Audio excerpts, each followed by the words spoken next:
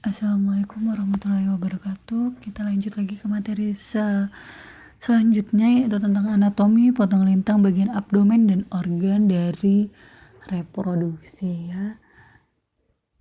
Bismillah. Yang pertama adalah kita akan membahas tentang abdomen ya. Abdomen yang kalian tahu adalah bagian perut, yaitu rongga terbesar dari dalam tubuh ternyata.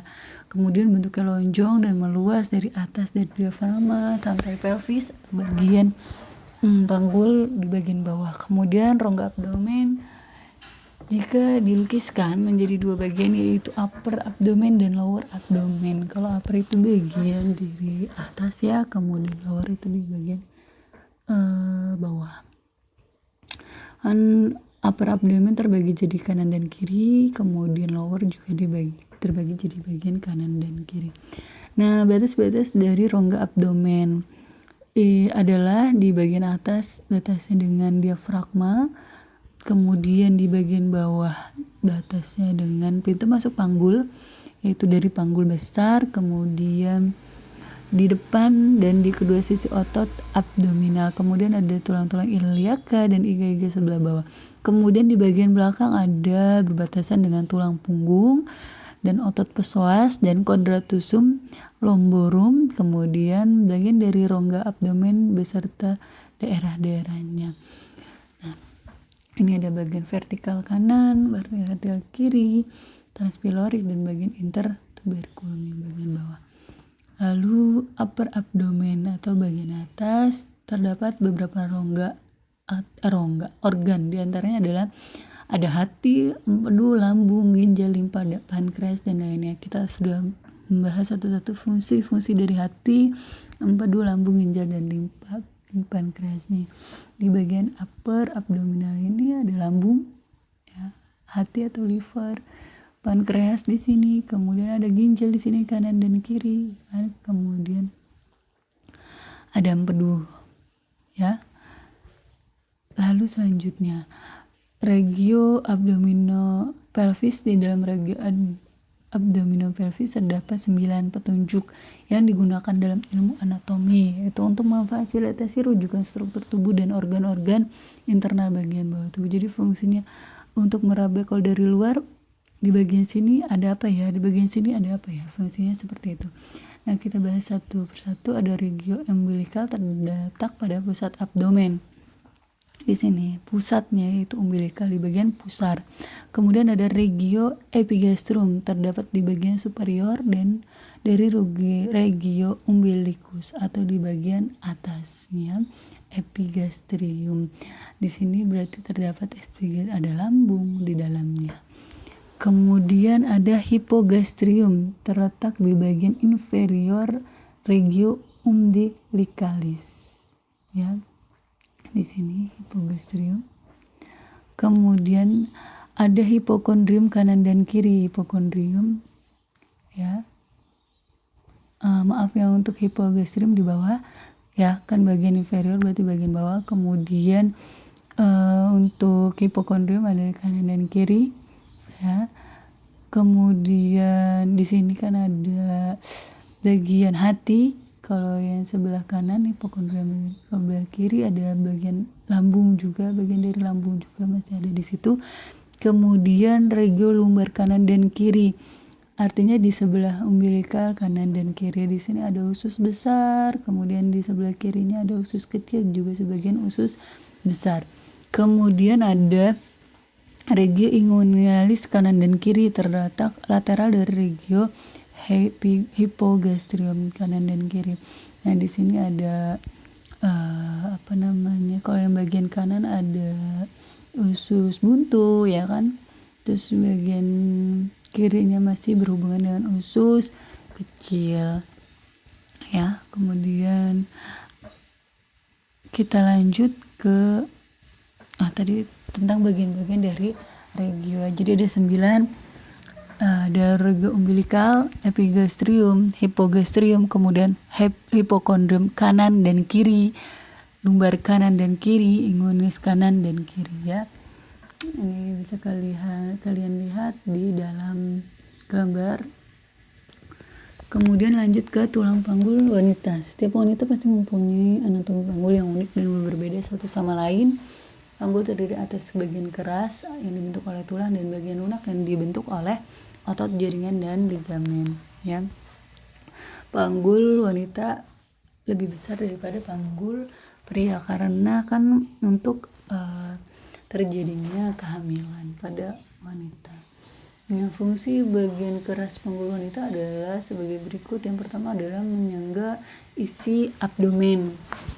Nah, kemudian panggul kecil itu untuk membentuk jalan lahir dan tempat alat genitalia, sedangkan fungsi bagian lunak pada panggul wanita fungsinya itu membentuk lapisan dalam jalan lahir, kemudian menyangga alat genitalia.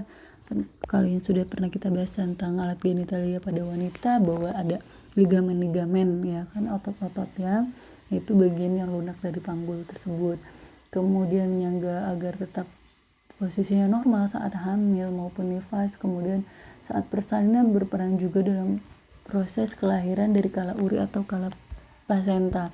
Jadi kalau persalinan itu dibagi menjadi 4 kala. Yang pertama kala pembukaan pertama, kemudian kelahiran, persalinan, kemudian ada kala uri atau kala plasenta yang ketiga, kemudian ada kala keempat yaitu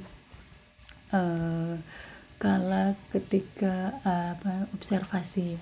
Kemudian rongga panggul itu terdiri menjadi 2, yaitu panggul besar dan panggul kecil. Yang panggul besar disebut pelvis mayor, kemudian panggul kecil disebut pelvis minor. Yang kita bahas tentang panggul besar dulu. Nah, panggul besar adalah bagian panggul yang terletak di atas linea terminalis atau fase pelvis. Panggul besar berfungsi untuk mendukung isi perut dan menggambarkan keadaan panggul yang kecil ya. Bagian keras dari panggul wanita terbentuk oleh tulang panggul. Tulang panggul merupakan sebuah corong. Bagian atas yang lebar disebut panggul besar, sedangkan bagian bawah bentuk jalan lahir. Nah, tulang panggul terdiri dari tulang pangkal paha, os coxae, kemudian tulang kelangkang, os sacrum, ada tulang tungging atau os coccygeus. Yang ini kalian sudah paham tentang tulang-tulang, jadi hanya sekilas ibu bahas di sini. Kemudian yang pertama adalah tulang pangkal paha. Ada 2 buah, terdiri dari 3 buah tulang yang berhubungan dengan yang lainnya adalah acetabulum. Kemudian ada juga tulang usus atau os ilium, tulang duduk atau os ischium, dan tulang kemaluan atau os pubis. Nah, ini 3 tulang yang terdapat pada pangkal paha. Kemudian ada tulang kelangkang, ada 1 buah ya, merupakan tulang yang berbentuk segitiga, melebar di atas dan meruncing ke bawah. Nah, tulang kelangkang ini terletak di sebelah belakang antara kedua tulang pangkal paha ya, terdiri dari 5 ruas tulang senyawa. Kiri dan kanan dari garis tampak 5 buah lubang atau yang disebut dengan foramen sacralia anterior. Kemudian ada crista sacralis di situ. Kemudian ada juga bagian atas dari sacrum berhubungan dengan 5 ruas tulang pinggang dan menonjol ke depan di bagian promontorium. Jarak antara promontorium dan pinggir atas simfisis, ukuran muka belakang dari pintu atas panggul. Kemudian juga berhubungan dengan tulang pangkal paha melalui articulatio sacroiliaca ya. Kemudian ada ke bawah ada tulang kelangkang yang berhubungan dengan tulang tungging. Nah, tulang tungging yang selanjutnya tulang tungging dan atau disebut os coccygeus. Ada 1 buah, terdiri dari 3-5 ruas tulang yang bersatu. Nah, pada saat persalinan ujung tulang tungging dapat ditolak sedikit ke belakang sehingga ukuran pintu bawah panggul bertambah besar. Itu jika memang bayinya itu terlalu besar. Nah, bisa tuh bagian tulang tunggingnya dikebelakangin ya, melalui pemeriksaan dalam, tentunya melalui dari dalam. Kemudian ada bagian panggul yang lunak. Ini yang lunak terdiri dari otot-otot dan ligamen yang meliputi dinding panggul sebelah dalam dan menutupi panggul sebelah bagian bawah, atau yang membentuk dasar panggul, yaitu disebut juga diafragma pelvis ya. Terdiri dari pars muscularis, pars membranosa, dan regio perineum. Kalau regio perineum di bagian bawah atau yang berhubungan dengan bagian dari vagina ya. Kemudian selanjutnya kita bahas satu-satu. Pars muscularis yaitu muskular levator ani yang terletak agak ke belakang dan merupakan suatu sekat yang ditembus oleh rektum. Jadi ke bagian rektum menyambungnya terdiri dari kanan dan kiri, yang terdiri dari 3 bagian yaitu musculus pubococcygeus dari os pubis ke septum anococcygeus, kemudian dari tulang pubis ke septum anococcygeus atau yang di belakangnya tulang tungging, kemudian musculus iliococcygeus dari arcus tenuiseus musculatur levator ani ke os coccygeus, kemudian musculus ischiococcygis dari spina ischiadica ke pinggir os sacrum dan os coccygeus. Musculus kan berarti artinya otot ya, otot. Kemudian ada pars membranosa yaitu diafragma urogenital, antara lain pubiococcygis kiri dan kanan terdapat celah membentuk segitiga yang disebut hiatus urogenitalis yang tertutup oleh sekat yang disebut diafragma urogenitalis. Sekat ini menutupi pintu bawah panggul yang di sebelah depan dan ditembus oleh uretra dan vagina. Kalau berhubungan dengan membranosa berarti dengan urogenital, artinya dengan uretra dan bagian genitalia dari wanita, genitalia dalam dari wanita. Kemudian ada regio perineum, merupakan bagian permukaan dari pintu bawah panggul ya. Dari ini terbagi menjadi 2 bagian yaitu regio analis di sebelah belakang, regio urogenitalis, kemudian dan ligamen yang penting, ligamen yang menyangga dari si uterus ya. Regio analis ini adalah terdapat musculus sphincter externus yang mengelilingi anus dan liang senggama bagian bawah atau yang berhubungan dengan vagina dan anus.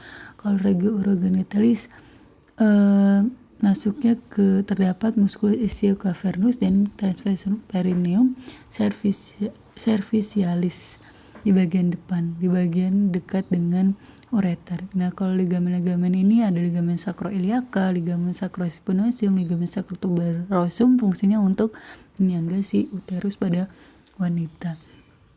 Sudah tentang tulang panggul wanita, kemudian masuk ke tulang panggul pada pria.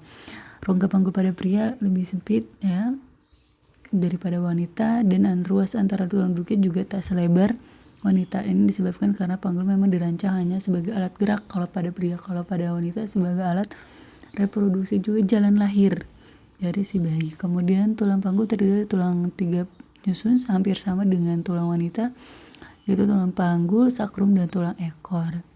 Ya, tulang panggul terdiri dari 3 bagian komponen yaitu ilium, ischium, dan pubis. Kemudian bagian tulang ini terpisah sejak lahir dan kemudian menyatu saat memasuki masa pubertas atau saat sudah akil balik. Kemudian yang kita bahas ada ilium atau tulang yang panggul ya. 3 tulang yang menyusun tulang panggul yaitu tulang yang paling besar mengembang dan bentuk seperti sayap yang melengkung letaknya di bagian atas acetabulum ya, ini tulang ilium. Permukaan dalam berbentuk cekung atau dikenal dengan fossa iliaca.